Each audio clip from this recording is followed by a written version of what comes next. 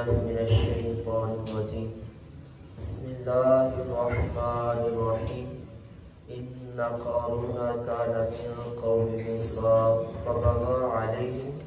وآتيناه من الكنوز ما إن مفاتحه لتنوء بالعصبة أولي القوة إذ قال له قومه لا تفرح إن الله لا يحب الفرحين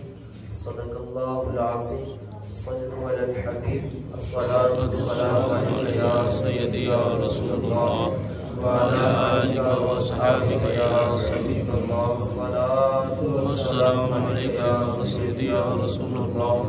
وعلى آلك وأصحابك يا رحمة للعالمين جے چاہے تے راواں جاندے نو تخت عطا فرما دیوے جے چاہے تے راواں جاندے نو تخت عطا فرما دیوے جے چاہے تے شاہاں کولو در بدر خیر مگوا دیوے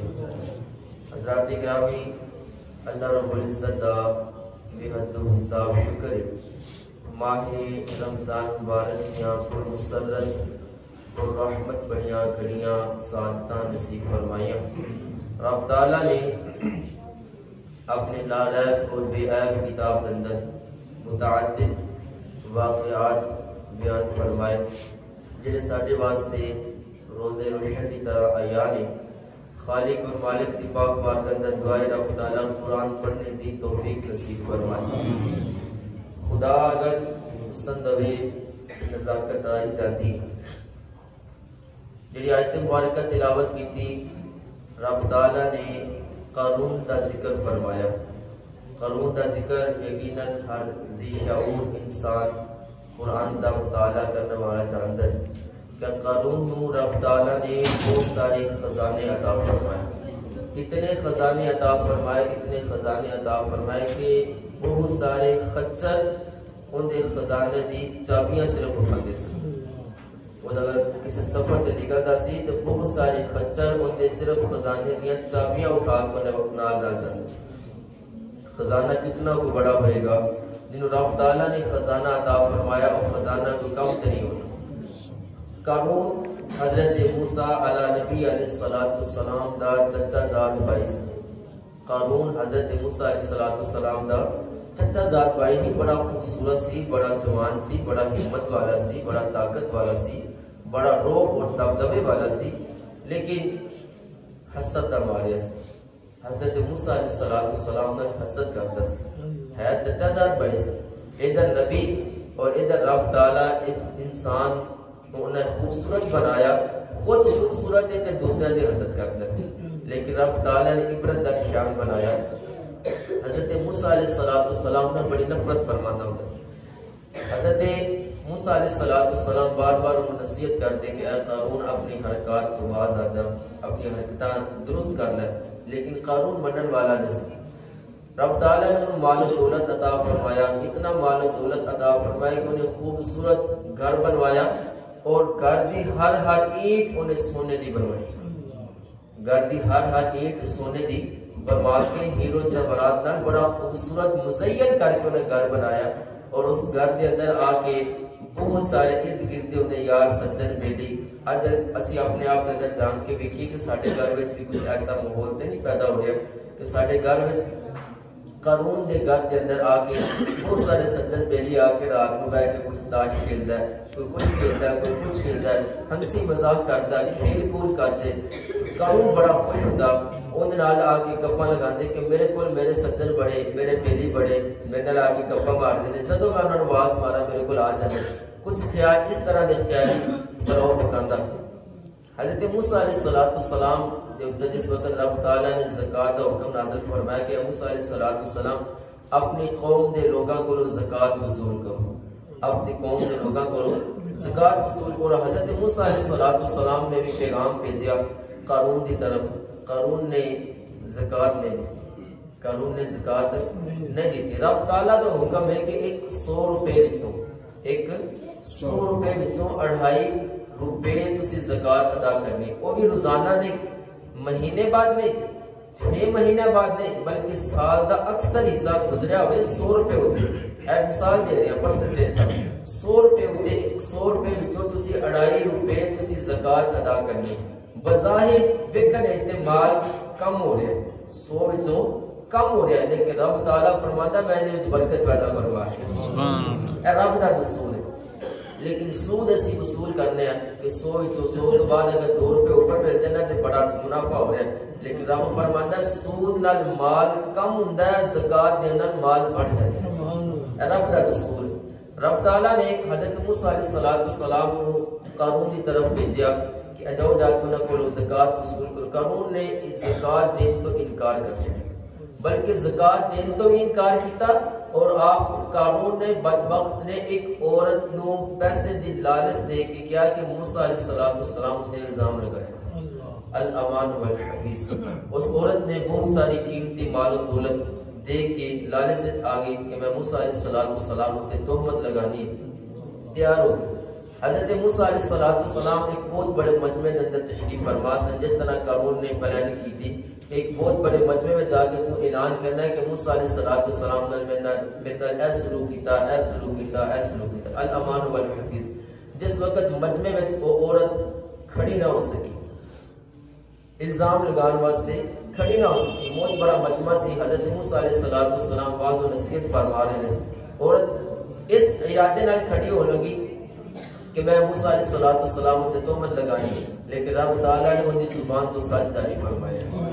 فرمایا عورت کہنے لگی اے موسیٰ علیہ السلام تہاڈے چچا زاد بھائی نے مینوں اس طرح کیا کہ تہاڈے اوپر الزام لگایا جائے موسیٰ علیہ السلام بڑے غضبناک ہوئے بڑے حیران ہوئے کہ قارون چچا زاد بھائی ہو کے میرے نال ایسا سلوک کرتا پیا موسیٰ علیہ السلام نے رب کی پاک بارگاہ میں دعا کی اے مالک اس طرح دا میری قوم میرے نال سلوک کر دی رب تعالیٰ نے فرمایا موسیٰ علیہ السلام اسی تانوں زمین دے واسطے حاکم بنایا تسی زمین نو جس چیز دا حکم دو گے نا جس چیز دا حکم دو گے زمین کو کم کر دوسرے حضرت موسیٰ علیہ السلام نے زمین نو حکم دیتا کہ اے زمین قارون نو ان دے سامان سمیت ان دی دولت سمیت نگل لے انہوں اپنے اندر تنسال ہے انہوں اپنے اندر نگل ہے حضرت موسیٰ علیہ السلام نے دعا فرمائی رب تعالیٰ نے دعا کو قبول فرمایا بلکہ حدیث کے اندر آج بھی قارون دا مال قارون خود زمین کے اندر دنستا جا رہا ہے بہت سارا مال ہونے نال اگر رب تعالیٰ مال نو اللہ دی راہ خرچ کرنے میں توفیق دینا بہت بڑی ہمت دی گل ہے رب تعالیٰ نے فرمایا حضرت موسیٰ علیہ السلام نے قوم نے فرمایا اذ قال له قومه لا تفرح ان اللہ لا يحب الفرحین جب انہوں نے قوم نے موسیٰ علیہ السلام دی قوم نے قارون نے کیا کہ تو انہا اترانا انہی خوشی نہ کر لا تفرح ان اللہ لا يحب الفرحین فرح کیا جاتا خوشی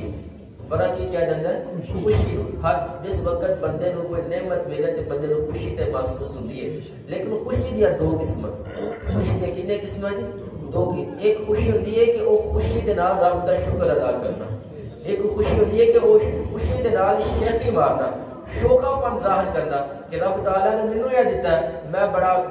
اکڑ والا میں بڑا قبول میں آ گیا اس طرح دے معاملہ دیگر کرتا ہے لیکن ایک خوشی ہوتی ہے کہ جب نعمت مل جائے تے رب دا شکر ادا کرے مالک تیرا شکر ہے میں تے نکما بندہ سا میں تے کمتر بندہ سا تو مینو اتنا قابل سمجھا مینو اتنا خوش قسمت سمجھا کہ مالک نے اپنے خزانے عطا فرمائے پھر اس خزانے وچ رب دی براہ دے اندر خرچ کرنے والا اے خوشی رب تعالی نو منظور ہے لیکن اے خوشی رب نو منظور نہیں لا تفرح ان اللہ لا يحب الفرحین اے لوگوں ایسی شیخی نہ مارو ایسی خوشی نہ کرو کہ جس وجہ تو تواڈے وچ غرور ظاہر ہو جائے بلکہ ایسی خوشی کرو کہ تسی اللہ دی پاک بارگاہ میں سر بسجود ہو جاؤ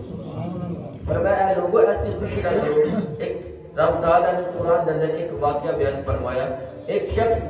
کافر سی اور ایک مسلمان سی کافر اور رب تعالیٰ نے بڑی مال و دولت عطا فرمائی بڑی شہرت عطا فرمائی رب تعالیٰ نے انہوں 2 باغ نصیب فرمائے کافر ہے کافر سی رب نے انہوں 2 باغ نصیب فرمائے اس طرف مسلمان سی رب تعالیٰ نے انہوں مال و دولت دنیا کی عطا نہیں فرمائی کافر اور رب تعالیٰ نے 2 باغ کس طرح عطا فرمائے انہیں باغ کے اندر کھجورا بھی اگنی ہے سن انہیں باغ کے اندر کھجورا بھی اگنے سن اندے باغ دے اندر انگور بھی لگدے سن، اندے باغ دے اندر انگور بھی لگدے سن، اور اس دے باغ دے اندر رب تعالیٰ نے کھیتی باڑی دا بھی انتظام فرمایا ہوتا سی،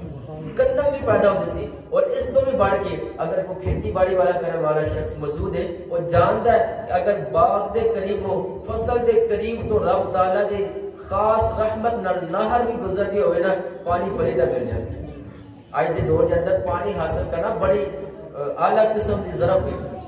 اعلیٰ قسم کی مشکل حل ہو جاتی ہے کہ رب تعالیٰ بغیر محنت تو پانی عطا فرمائے۔ آج پاکستان دیا نہر خشکی دی طرف جا رہی ہے، اگر خوشحالی نصیب ہو جائے تو انسان دی بلے بلے ہو جائے، کھیتی باڑی کرنے والے دی بلے بلے ہو جائے، لیکن رب تعالیٰ نے اس کا پلوں عبرت دا نشان بنانے واسطے اندے باغ وچ انگور بھی لگتے ہیں، کھجور بھی لگتی ہے، اور کھیتی باڑی ہوتی ہے۔ اس تو بڑھ کے رب تعالیٰ نے اندے باغ دے قریب تو ایک نہر بھی عطا فرمائی۔ دوسری طرف مسلمان رب تعالیٰ نے تنگی والی زندگی عطا فرمائی، لیکن جس وقت وہ باغ کافر جنہوں رب تعالیٰ نے بڑی خوشی عطا فرمائی، بڑی مال و دولت عطا فرمائی، اور اس تو بھی بڑھ کے رب تعالیٰ نے انہوں سونے چاندی دے نال بھی نوازے سی۔ جس وقت وہ مال ان کا باغ بالکل تیار ہو گیا، کھجوراں بھی تیار ہو گیا، انگور بھی اچھے خاصے ہو گئے، کھیتی باڑی بھی اچھی ہو گئی، رب تعالیٰ نے جس وقت وہ باغ دے قریب جان لگا نا، کہنے لگا دیکھو مینوں مالک نے کتنا عطا فرمایا، میں تے قابل اس طرح ہاں کہ مالک نے مجھے اتنے سارے مال و دولت بھی عطا فرمائی، باغ بھی عطا فرمائی، اتنا خوشیاں عطا فرمایا، اور دوسری طرف مسلمان رب تعالیٰ نے کچھ بھی عطا نہیں فرمایا۔ مسلمان نے کیا کہ اے لوگوں، اے کافر تو اتنا اترانا، اتنا خوشی نہ کر کہ مالک دی ناراضگی تیرے ہوتے آ جائے۔ جس وقت وہ باغ داخل ہو لگا نا، رب تعالیٰ نے تیز آندھی چلا دی، سارے کھجوراں ضائع ہو گئی،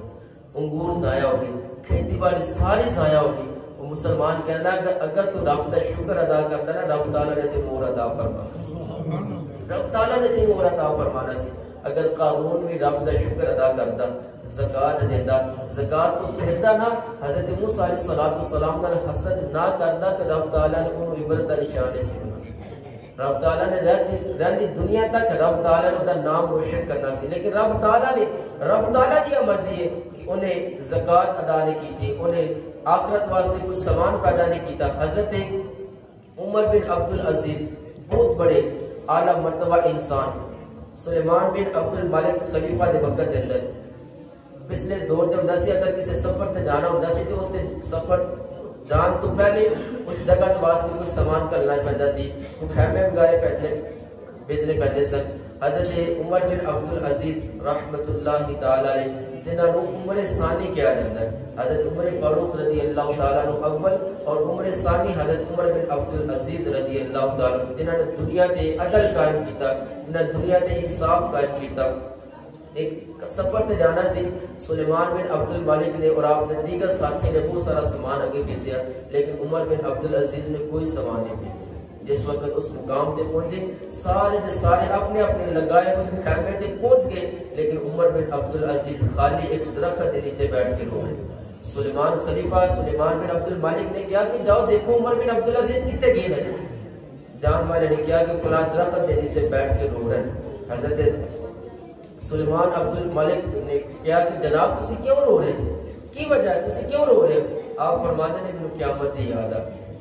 میرے قیامت دی یاد آ گئی کہ تسی اپنا ساز و سامان پہلے بھیج دیتا ہے، اگر قیامت والے دن میں آگے کوئی سامان نہ بھیجا تو میں آج بغیر خیمے تو بیٹھا، جس طرح آج بغیر خیمے تو بیٹھا کل قیامت والے دن بغیر اچھے اعمال تو دنیا کے اندر رسوا ہو رہا ہوگا، آخرت کے میدان کے اندر بھی رسوا ہو رہا ہوگا۔ آپ فرماتے ہیں کہ اگر دنیا کے اندر مال و دولت رب نے عطا فرمایا نا تو پھر رب دی راہ کے اندر خرچ بھی کرو، رب دی راہ کے اندر خرچ کرو، جڑا رب دی راہ خرچ کیتا ہے وہ باقی رہ جائے گا۔ بلکہ میرے تے تواڈے کریم آقا علیہ الصلوۃ والسلام کی حدیث سے مبارک ہے، نبی علیہ الصلوۃ والسلام دے گھر دے اندر ایک بکری نو ذبح کیتا گیا، ایک بکری نو ذبح کیتا گیا، سوائے ایک کندھے تو سارے دا سارا گوشت صدقہ کر دتا، سارے دا سارا گوشت صدقہ کر دتا گیا۔ اللہ دے محبوب علیہ الصلوۃ والسلام نے گھر وچ آ کے پوچھا، عائشہ صدیقہ رضی اللہ تعالیٰ عنہ کیا بکری جڑی ذبح کیتی ہے اون دے وچوں کوئی چیز بچ بھی گئی؟ اندے وچ کوئی چیز بچ گئی ہے؟ اما جان نے فرمایا یا رسول اللہ صلی اللہ علیہ وسلم ہاں ایک کندے دا گوشت تھوڑا جہا گھر وچ رکھیا ہے وہ بچ گیا باقی سارا تقسیم کر دیا جڑا کندے دا گوشت گھر رکھیا یا رسول اللہ وہ بچ گیا باقی سارا تقسیم کر دیتا ہے اللہ دے محبوب علیہ الصلوۃ والسلام نے فرمایا نہیں نہیں جڑا گھر رکھیا وہ نہیں بچیا جڑا صدقہ کیتا وہ بچ گیا جڑا صدقہ کیتا ہے وہ بچ گیا بندہ کہتا ہے میرا مال اللہ کے رسول نے فرمایا مال کی تین قسماں نے جڑا پہن لیا وہ سیدھا ہو گیا جڑا کھا لیا ہضم ہو گیا جڑا اللہ دی راہ خرچ کیتا باقی وہ بچ رب نے فرمایا میں یقرض اللہ قرضا حسنا اے لوگو اللہ دی راہ دے اندر قرض حسنا ادا کرو جڑا بندہ اللہ دی راہ سے خرچ کرتا ہے ہمیشہ بچ ہو جاتا ہے حقیقت دے اندر وہ بچ جاتا ہے جڑا اللہ دی راہ سے خرچ کریں گے حقیقت دے اندر وہ ساڈا مال بنے گا جڑا دنیا تے خرچ کردا گے وہ ساڈا مال نہیں بنے گا وہ تے دنیا کے اندر ضائع ہو گیا وہ تے دنیا کے اندر چلا گیا وہ تے اپنے دوستوں کو کھلا دیتا وہ تے اپنے اوپر صرف کر کے ضائع کر دیتا لیکن اپنے اوپر صرف کر کے آخری قسم اللہ کے محبوب علیہ الصلوۃ والسلام نے فرمایا اپنے واسطے کچھ بچا کے